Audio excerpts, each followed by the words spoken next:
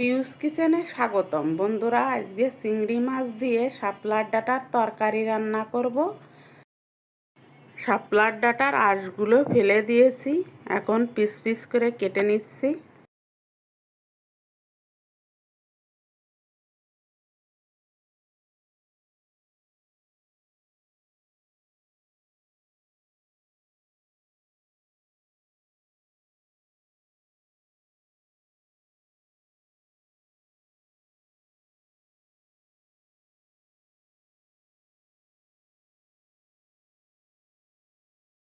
তরকারিতে আমি 2টা পেঁয়াজ ব্যবহার করব। পেঁয়াজ দুটো ছিলে পিস পিস করে কেটে নিচ্ছি।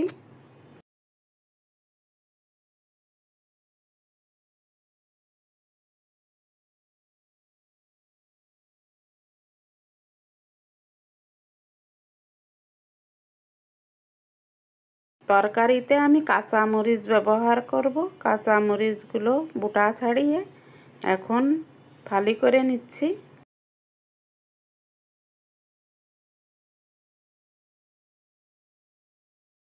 চুলায় প্যান বসিয়ে দিয়ে এখন শাপলাগুলো দিয়ে সুন্দর করে সব মশলা দিয়ে মাখিয়ে নিব। পেঁয়াজ কুচি, শুকনা মরিচ ফালি করে দিয়ে দিলাম।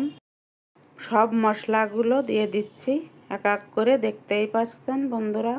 জিরার গুঁড়া 2 চা চামচ, শুকনা মরিচের গুঁড়া পরিমাণ মতো, হলুদ 1 চা চামচ, লবণ পরিমাণ মতো। চিংড়ি মাছগুলো দিয়ে দিলাম। সরিষার তেল পরিমাণ অনুযায়ী দিয়ে দিলাম। এখন সুন্দর করে মাখিয়ে নিতে হবে।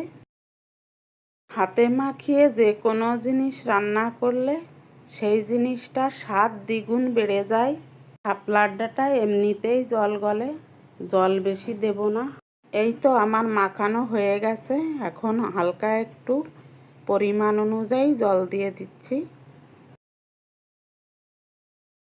2-3 মিনিটের জন্য ঢাকনা দিয়ে ঢেকে দিলাম।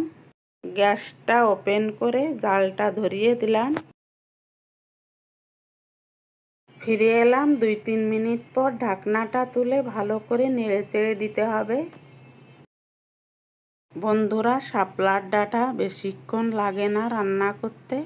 চিংড়ি মাছটা মনে হচ্ছে হাফ সিদ্ধ হয়েছে, তার জন্য আরও 1 মিনিট ঢেকে দিলাম। ফিরে এলাম 1 মিনিট পর। ঢাকনাটা তুলে ভালো করে নেড়েচেড়ে নামিয়ে নিব। শাপলার ডাঁটার তরকারি হয়ে গেছে। তরকারির ফাইনাল লুক। আজকের মতো আসছি, টাটা, বাই বাই।